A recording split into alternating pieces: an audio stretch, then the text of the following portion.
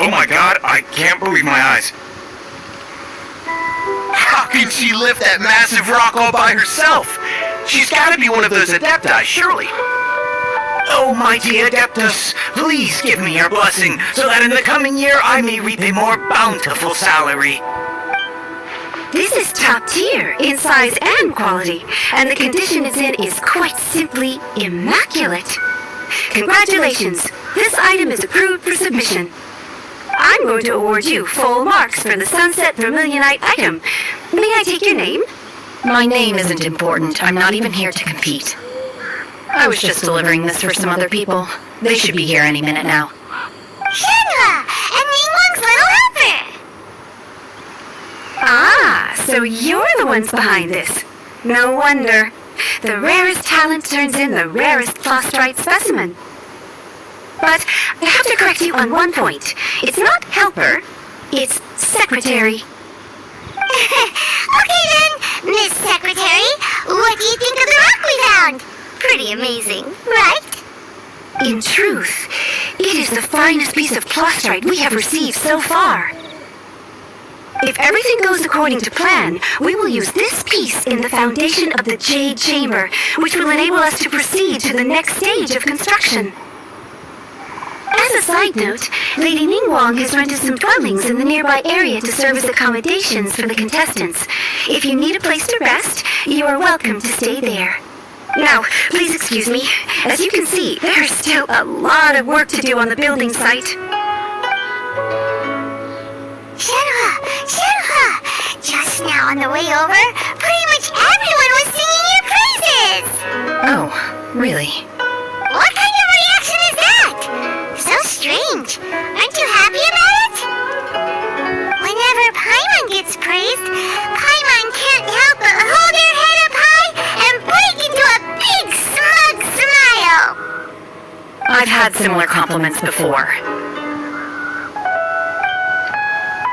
They call me an Adeptus, treat me with great deference and respect, as if I'm set apart from the common folk.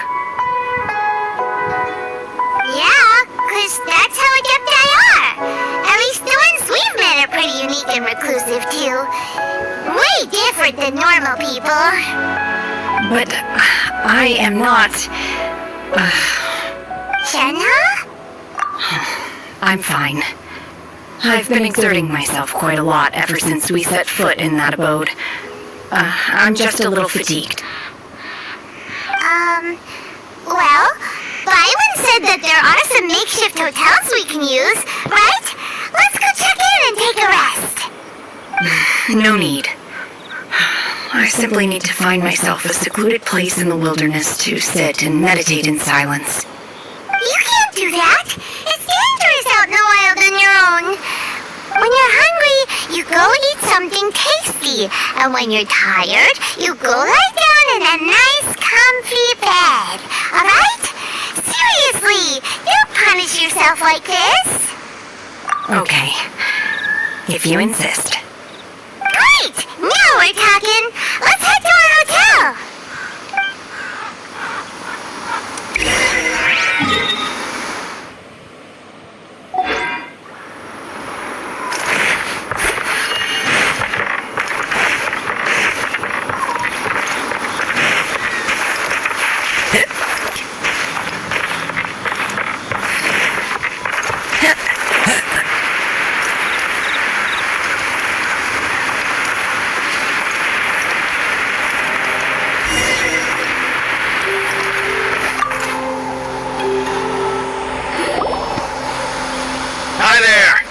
Checking in, are we? You're just in time. We only have 2 rooms left. Since this was chosen as the building site for the new Jade Chamber, we've had a constant stream of people in this area. And not just workers either. Visitors, business people, tea sellers, all sorts. So, business is booming for me today. Very few vacancies. You're lucky you got here when you did. Great! One of your rooms is still being cleaned. I guess it should be ready within the hour. The other room is just at the door on the left. Here are your keys. All right. Hope you enjoy your stay. Please excuse me, I'll leave you to it. Shenhua, you should go get some rest. We'll hang around outside until gonna go see if there's anything good to eat around here. Paimon couldn't help but notice one of the guests walk in with a huge grilled chicken drumstick before.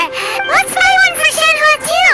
She can have it as a midnight snack, or save it for breakfast tomorrow. All right. I will head to my room for now. If you need anything, don't hesitate to disturb me. I'm a light sleeper. I will hear if you knock on the door. See you tomorrow.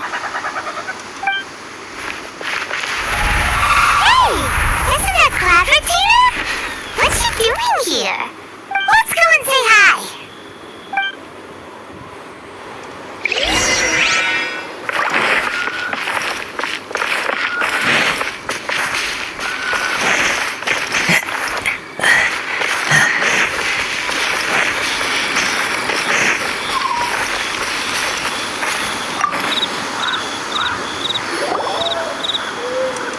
One trusts you have met Shenhua.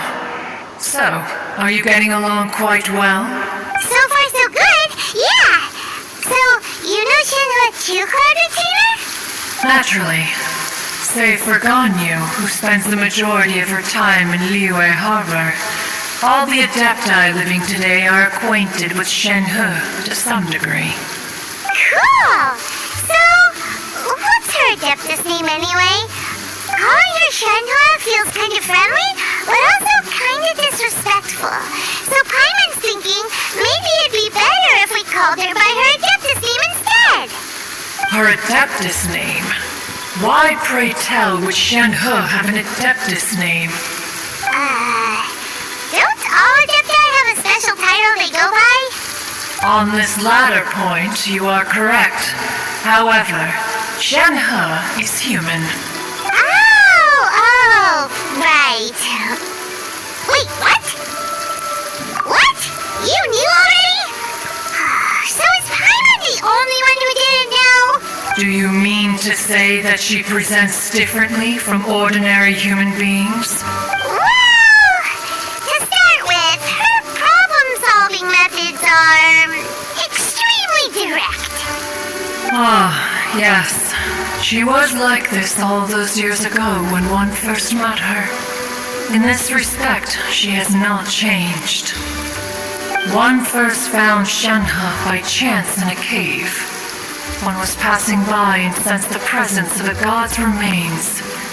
Being of an ever-vigilant disposition, one entered immediately to inspect the scene. Inside was Shenhua, then aged around 6 years old.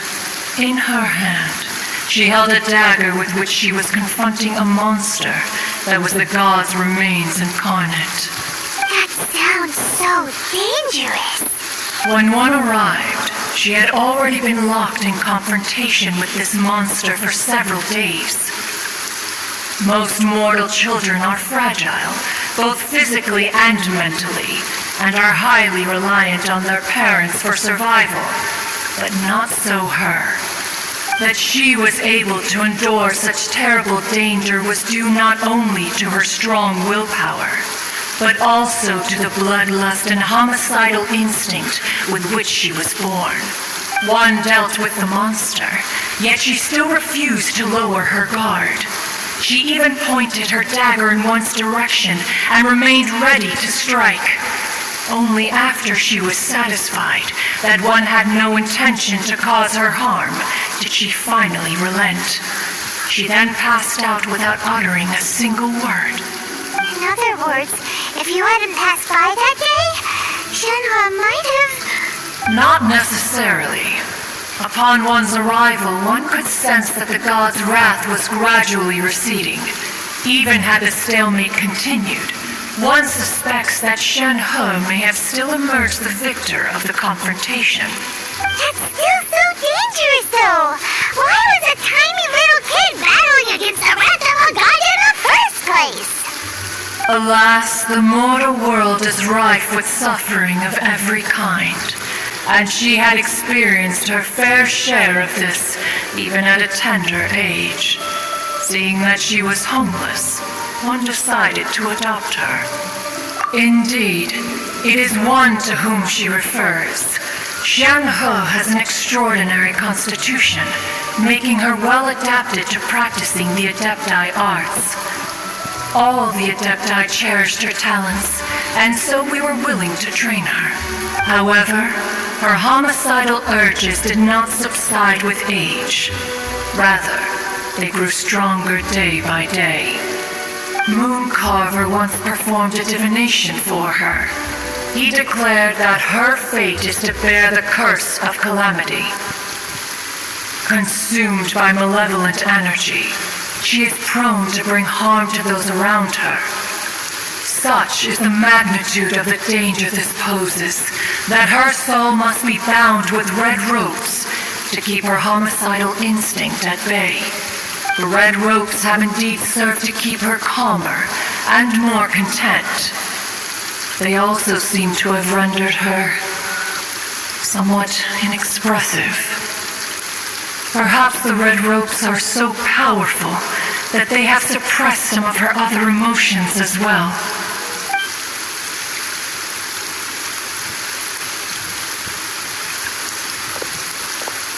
It is only by fate that people's paths may cross. Now that Shenhe's path has crossed with yours, please be sure to treasure the gift that fate has given you, and take good care of her. Oh, now Paimon gets it. You came out here to check up on Shenhe because you were worried about her, didn't you? Huh. You dare draw such a facile conclusion on the nature of one's present excursion? Incorrect. The truth is that while Liyue Harbor may seem peaceful today, danger is always lurking in the shadows. Ningguang once made a bold assertion that this is to be the era of the contract between Liyue and the humans. Well, one is most curious to observe how she will respond to the coming storm. If she handles it admirably, one is willing to be a witness to her achievements. But if she does not, the Adepti shall not hesitate to seize control. Let us conclude our conversation here for today. One has occupied enough of your time, and night is approaching. Be sure to get ample rest.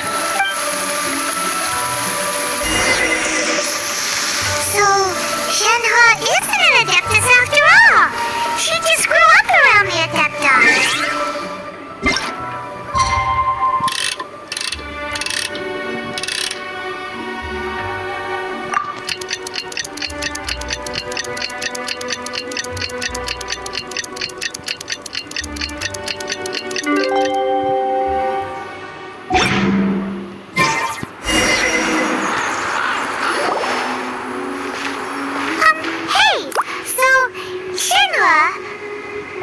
Master has relayed my situation to you, I take it. Oh? How did you know? I'd intended to wait until you came back before going to sleep, but I didn't hear you come in. I was worried that something may have happened to you. So I went outside to check and caught sight of my master. On top of this, you have been acting very strangely around me this morning, causing me to suspect that my master must have told you everything about me. After all, Master is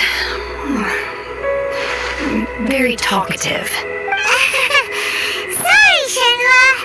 Paimon had you down as an Adeptus this whole time, but it turns out Paimon was wrong. It's okay. I don't mind. The fault is mine for not explaining everything to you sooner, because in my experience, trying to explain is a futile pursuit. Still, though you mistook me for an Adeptus, you never treated me as distant and unapproachable. Instead, you treated me as you would a friend. For this, I am very grateful indeed. To be fair, we've met our fair share of real Adepti, too. Anyway, now it's settled. From now on, you're our friend. Whether you're an Adeptus or a human isn't the important thing. First and foremost, we're just plain old friends. Got it. Although I don't know quite what it entails in terms of what I have to do, I must say I like the title Friend very much indeed. Great! Well, now that we're all rested up, we should start searching for the other 2 items on the list. But before we do that, let's go to the building site and ask Ningguang's little helper how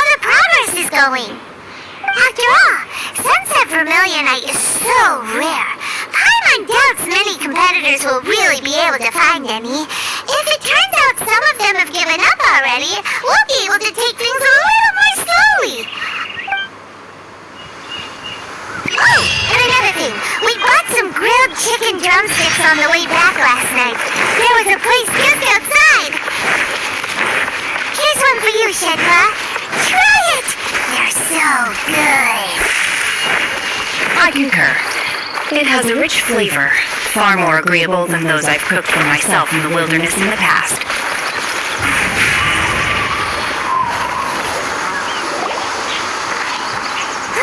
Look! The jade chamber is floating into the sky! But it seems to be tied down by something. That's because it's not finished. Hey, Byron! And hey! People Byron doesn't know?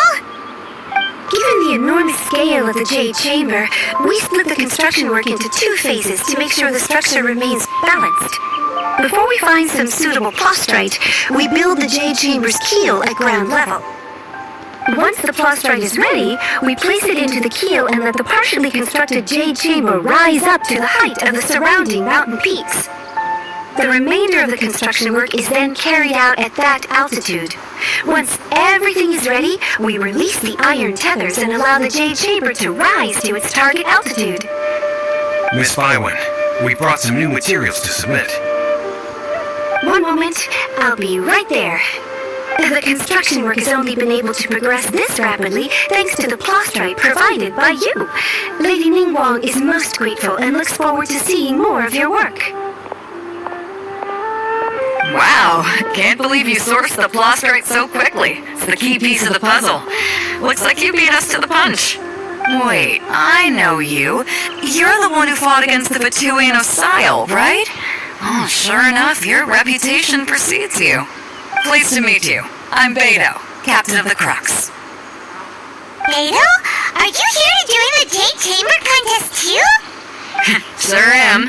I happened to get my hands on a chunk of sunset vermilionite on a voyage a while back, so I figured I'd bring it over. Huh. So even though it's rare, we're not the only ones who managed to get a hold of it. Oh, I've got some introductions to do. This is the renowned Miss Yun, or Yunjin, probably the most famous figure in the Liyue opera scene. Greetings. These two are Paimon and the Traveler. I'm sure you've heard of them. Shenhua. Miss Yun is also here for the contest. Turns out she needed to borrow a boat, so we came together. It's an honor to finally meet you both. I've heard much about you. Miss Shenhe, though we are only meeting for the first time, I have a feeling that we will get along very well. No, I don't have any questions for Ningguang. I just wanted to help him win. In that case, I have a proposal to make. Lady Ningguang said that the first 3 contestants to procure all 3 materials will be awarded the chance to ask a question. Well, there are 3 teams here. We can split the prize between us. Instead of competing against each other, we could work together to secure the top 3 places between us. What do you think? That sounds great. But how does it change things exactly? I see where you're going with this, Miss Yun. The plastrite was the most difficult item to source by a long shot. Luckily, all 3 of us managed to get our hands on it. The 2 remaining items aren't quite so rare, so as long as one of us finds a way to source it, the other 2 can hop on the bandwagon. How'd I do? Is that what you had in mind? Precisely. Interesting approach. Okay then. All right. I'll go first. I have some leads on these wonder cores.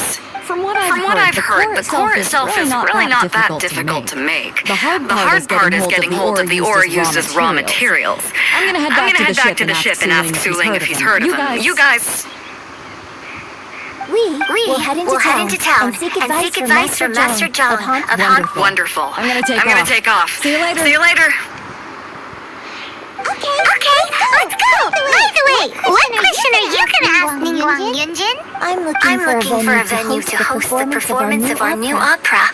Lady Ningguang has excellent judgment, so I would like to hear her opinion. Ooh, what's the opera? The opera is a labor of... It's called...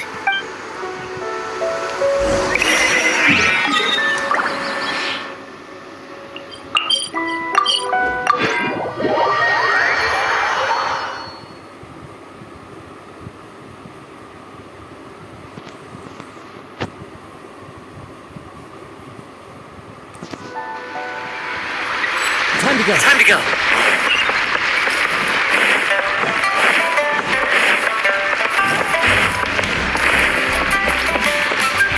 Add astro...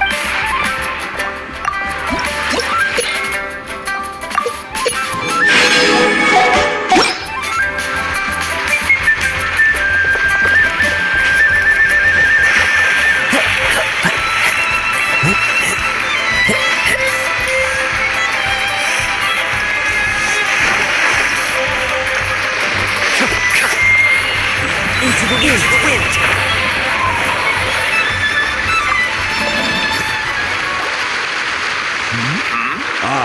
Hello. Are you here for something off the shelf? Or do you need something forged? Excuse me, Master Zhang. We were wondering if you'd heard of something called a wonder core. Of course I have. Sorry. Who's asking? My name is Yunjin. Perhaps you don't know me, but I believe that you forged some weaponry for my father in the past. First, Yunjin? Stage use. So you must be Miss Yoon. Sorry. My brain's finally caught up. It's not used to doing much beyond bashing a hammer all day. Everyone's heard of you, Miss Yoon. Even folks who don't make it to the opera all that often. So, you're here to ask about wonder cores, huh? As it happens, I do know how to make them. Matter of fact, I made some for Lady Ningguang back when she was building the original Jade Chamber. The types of ore needed to make wonder cores are a little hard to come by. Lady Ningguang supplied them herself last time. I don't suppose you've brought any yourselves? No. We were gonna ask you what kinds of ore we need. Sure. Well, you'll need two kinds. Star Splinter Iron and Subrosium. If I remember correctly, Lady Ningguang sourced her Star Splinter Iron from the Mount Tianheng area. They say it could take some work, but if you stick with it, you'll find some eventually. I'm really not sure. Of course, it's probably just hearsay. Mount Tianheng. Interestingly enough, the story of the divine, I hear the view there is quite spectacular. A favorite destination of the Adepti, in fact. Perhaps it can give me some inspiration.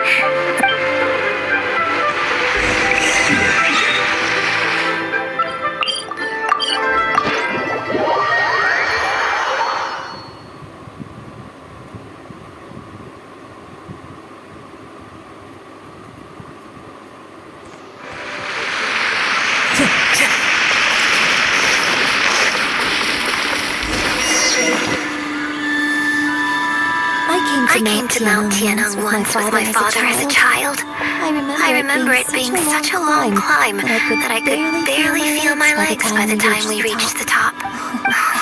This is quite a trip down memory lane for me. Look at these majestic towering peaks and the gently flowing streams. It's like setting foot in paradise. No wonder the legend of the divine damsel of devastation is said to have taken place here. The divine damsel of devastation is your upcoming opera, right? And the story takes place at Mount Tianheng. Seems like you have a real connection with this place. What's the story about, though? It's the story of a girl becoming a hero. Cool. A hero story? You're Paimon's favorite! The legend first arose in this area. It is said that there used to be a prosperous village on the mountain. In that village, there was a loving couple who were completely devoted to one another. One day, a terrifying monster appeared. The wife was out collecting herbs and was captured by the monster. Her husband was so distraught at the news that it broke his spirit and drove him to madness. The vile and vicious monster told the villagers, "If you want to live, you must sacrifice a child to me." What a nasty piece of work! Paimon sure hopes this monster gets put in its place! But the monster was so terrible and so strong that all within the village were terrified of it. They had no choice but to give in to the monster's demand. Just while they were discussing whose child would be given over to the monster, a little girl suddenly stood up and came forward. No! Don't do it, little girl! Unbeknownst to anybody else, she was concealing an exorcist's blade. She approached the monster's lair, feigning fear and trepidation. When she finally arrived, she courageously drew her sword and entered into a fierce struggle with the monster, from which she eventually emerged as the victor. Her extraordinary abilities drew the attention of the Adepti, and they took her as one of their own.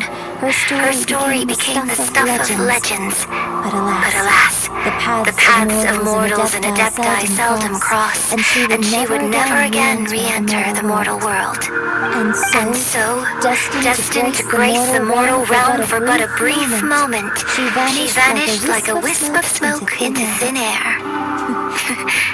That's how the opera ends. I really like this story. But I personally think that perhaps the little girl was not as brave as the opera makes her out to be. I'm not sure she deserves all the praise she is given. I've never considered that before. Opera is always an interpretation of the events it purports to be. When my father wrote the script, I think it's a great story. Well, sure inspired Paimon!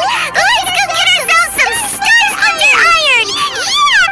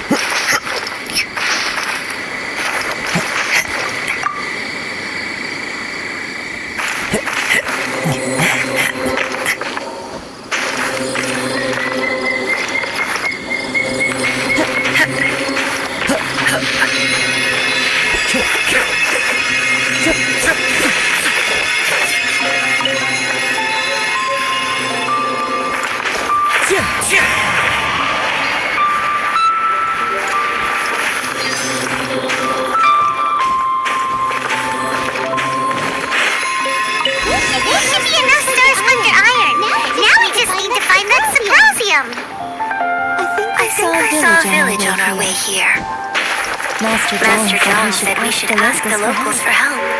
Why don't we try there?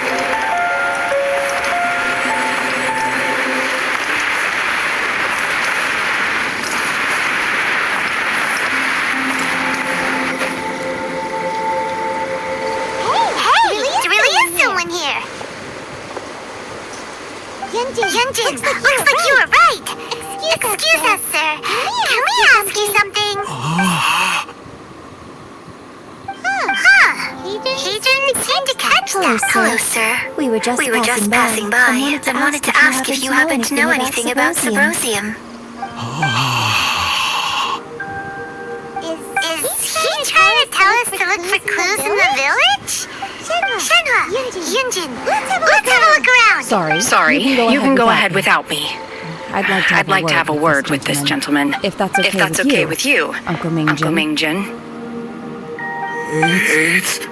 It's Shenhe. You're alive.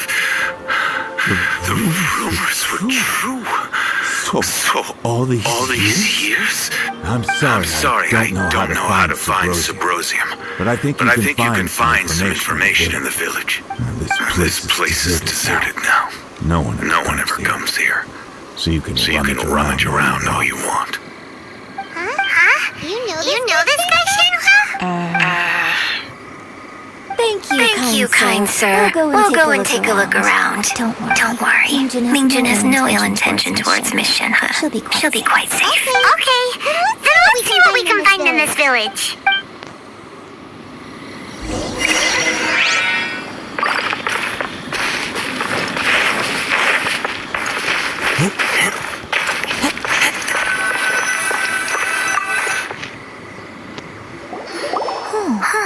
What's this?